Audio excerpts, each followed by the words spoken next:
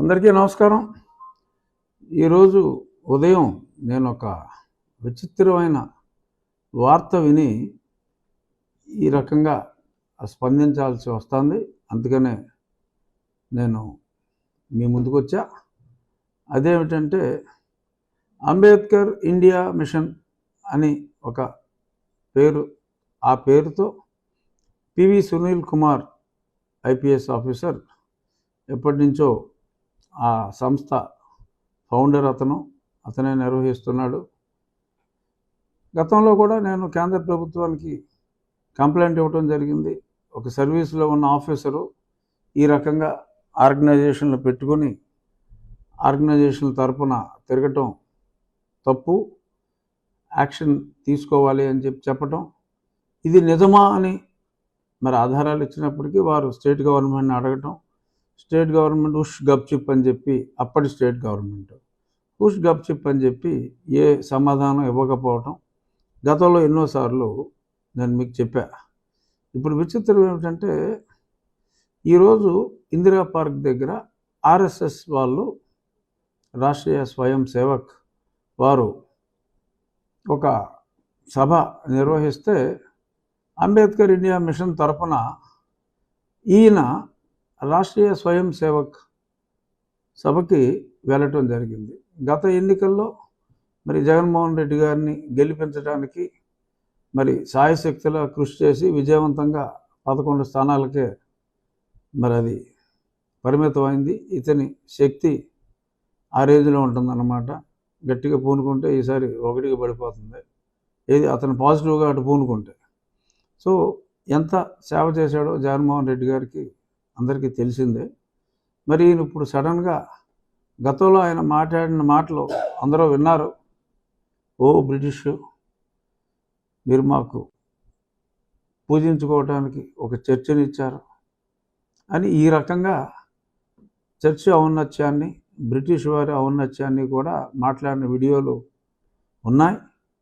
అతని క్లిప్పింగ్లో తీసిన ఆ బిట్లన్నీ నా దగ్గర ఉన్నాయి. మరి ఇప్పుడు ఓపెన్గా, మరి గత ప్రభుత్వం అంటే కళ్ళు మూసుకుంది. ఇప్పుడు ఓపెన్గా హైదరాబాద్లో ఆంధ్రప్రదేశ్ ప్రస్తుతం ఏ పోస్టు లేకుండా ఉన్న అధికారి దేశ విదేశాల్లో గోల్ఫ్లు ఆడుకుంటూ అక్రమంగా సంపాదనలు చేసుకుంటూ తిరుగుతున్న ఒక అధికారిని మళ్ళీ అంబేద్కర్ ఇండియా మిషన్ తరపున హిందూ ఆర్గనైజేషన్లో మరి పిలవటం నాకు చాలా సంభ్రమాశ్చర్యాలకి లోనయ్యేలాగా చేసింది. ఇవాళ పేపర్లో ఒక ఐటెం చూసాం. సంజయ్ ఈయన తర్వాత మరి అగ్నిమాపక దళం, సరే ఆయన అగ్నిమాపక దళం నుంచి ఇటు వచ్చాడు, ఈయన ఇక్కడి నుంచి అగ్నిమాపక దళంలోకి వెళ్ళాడు పివి సునీల్ కుమార్. సరే, పివి సునీల్ కుమార్ అగ్నిమాపక దళంలో ఉన్నప్పుడు చేసిన దందాలు కూడా చెప్తా. నేను చెప్పాల్సిన అవసరం వచ్చింది కాబట్టి చెప్తా. సంజయ్ ఓకే, ఓపెన్గానే ఆయన ఎన్నో ఓపెన్గానే ఎన్నో క్రీస్తు పాటలు ఆయన పాడారు. గతంలో ఎన్నోసార్లు మనం ఓపెన్గానే మాట్లాడుకున్నాం. Compare to Sunil Kumar, mister Sanjay is an angel. In comparison నేను చెప్తున్నా, compare to him is an angel. అంటే అతను ఒక చిన్న చేప అయితే పివి సునీల్ కుమార్ అనే వ్యక్తి ఒక తిమింగలం అని చెప్పక తప్పదు. మరి చేప దొరికింది అని అంటున్నారు. No doubt Sanjay has exceeded. నేనే ఎన్నోసార్లు సంజయ్ సుధా ఈ కాంబినేషను ఏంట్రా బాబు, ఇది సుత్తివీరభద్రలాగా వీళ్ళు అదే అలా దేశంలోని ప్రాంతాలన్నీ తిరిగి, బొంబాయిలో ఢిల్లీలో తిరిగి మీటింగ్లు పెట్టడం ఏంటి అని మాట్లాడా. ఎందుకంటే అప్పుడున్న ప్రెషర్ అలాంటిది. వీళ్ళ మీద మీరు వెళ్ళి మాట్లాడతారా లేదా అని చెప్పి మాట్లాడించాడు. సరే ఓకే, చిన్న అవినీతి కేసులు లేకుండా అది పెట్టడం జరగదు. I'm not getting in to the extent of the magnitude of the cases against Sanjay, but he is a small fish అంటే అదే అగ్నిమాపక దళం, అదే సిఐడిలో ఉన్న వ్యక్తిగా మరి పివి సునీల్ కుమార్ గురించి మరి అతని మీద ఇప్పుడు దాకా నా కేసు ఉంది. మరి అందులో ఎఫ్ఐఆర్ రిజిస్టర్ అయింది. ఎఫ్ఐఆర్ రిజిస్టర్ అయినప్పుడు ఏ అధికారినైనా సరే కంపల్సరీగా సస్పెండ్ చేయాలి. ఆ సస్పెన్షన్ జరగలేదు. ఇప్పుడు పైగా మరి వాళ్ళ వ్యక్తులు ట్వీట్లు పెట్టేవాళ్ళు మొన్నటిదాకా. వాళ్ళ వ్యక్తులు ఇతనికి ఉన్న ఎయిమ్స్, శక్తి సామర్థ్యాలు, ఇతని చేతుల్లో ఉన్న కోట్లాది ఓట్లు వీటితో ఇన్ఫ్లుయెన్స్ చేయగలరు అని చెప్పి ఓపెన్గా చెప్పుకుని తిరుగుతున్నారు చాలామంది. సరే, నేను గతంలో కూడా చెప్పా, ఇటువంటి ఒడతూపులకి భయపడే ప్రభుత్వాలు ఎవరో లేరని. మరి ఇప్పుడు సర్ప్రైజింగ్గా మరి ఆర్ఎస్ఎస్ సభలో ఇతను ప్రత్యక్షం అవటం, as a sufferer of PV Sunil Kumar నేను డిమాండ్ చేస్తున్నా, అతన్ని ఈరోజు ఈ సమావేశంలో పాల్గొనటం సర్వీస్ రూల్స్కి వ్యతిరేకం. చర్యలు తీసుకోవాలి. అవినీతి గురించి చెప్తున్నా. ఒంగోలులో అద్దంకి నుంచి నాకు బ్యాంక్ నెంబర్లతో సహా ఇచ్చారు. I'm going to file A complaint. AgriGold బాధితుల పేరు మీద నకిలీ వాళ్ళని అగ్రిగోల్డ్ బాధితులను చేర్చి మిస్టర్ తులసి ఇప్పుడు గుడివాళ్ళు ఎక్కుంటున్నా అంట. ఇతను సునీల్ కుమార్ కలిసి మరి 20,000 రూపాయలు ఒక్కో అకౌంట్లోనూ వేసి మీకు తర్వాత 5,000 ఇస్తానని చెప్పి మొత్తం 20,000 లాగేసిన బాధితులు. అంటే బాధితులు అంటే ఇది ఒక విచిత్రమైన బాధితులు అన్నమాట. అసలు అగ్రిగోల్డ్కి వీళ్ళకి సంబంధం లేదు, కానీ బాధితులుగా వాళ్ళ పేర్లు చేర్చి డబ్బులు కొట్టేశారు. అలా ఎంత కొట్టేశాడో తెలియదు. అలాగే అగ్రిగోల్డ్ వేరే భూములు కొన్న వాళ్ళు కూడా మరి షాద్నగరు అక్కడ వాళ్ళతో డీల్ చేసి బెంగళూరులో కూడా కొంతమందితో కేసు పెట్టమంటావా, లేకపోతే పొలాలు వెనక్కి తీసుకుని కేసు పెట్టమంటావా, లేకపోతే మనకేమన్నా ఇచ్చి సెటిల్ చేసుకుంటావా అన్న దందాలు చాలా జరిగినాయి.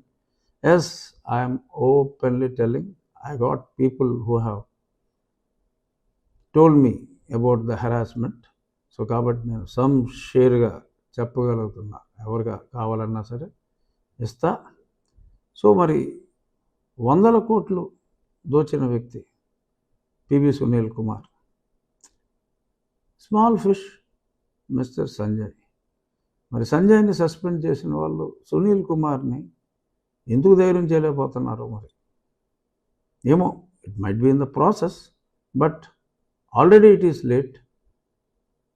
Should not be delayed further. ఓపెన్గా సమావేశాల్లో మాట్లాడటం, అలాగే మరి అగ్నిమాపక దళంలో ఉన్నప్పుడు government can verify the reports.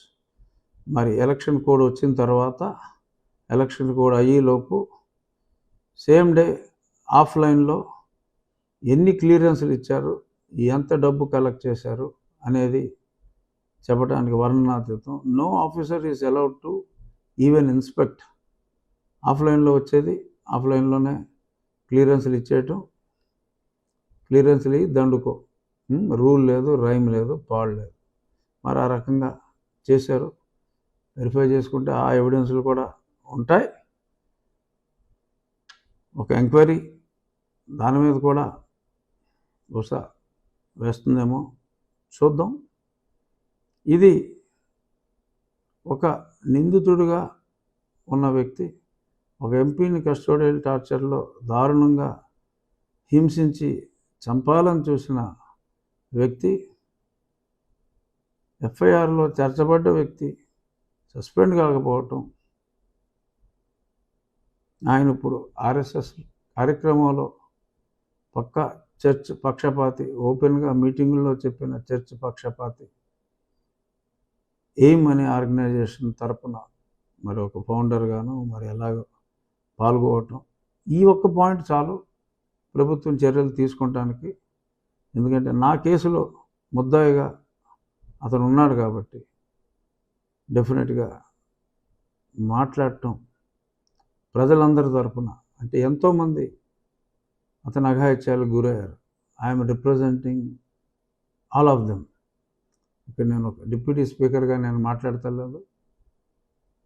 చావు తప్పి కన్నులట్టపోయిన ఒక సామాన్యుడిగా, ఎంపీగా ఉండి కూడా సావు దెబ్బలు తిన్న ఒక సామాన్యుడిగా, ఎందరో దెబ్బతిన్న వారి పక్షాన వాళ్ళ ప్రతినిధిగా నేను ఈ విషయం పబ్లిక్గా మాట్లాడుతున్నా. మరి చెప్పాల్సింది చెప్పాం, చూద్దాం చర్యలు ఉంటాయా, నెత్తికి ఎక్కించుకుంటారా. Let us see. Thank you.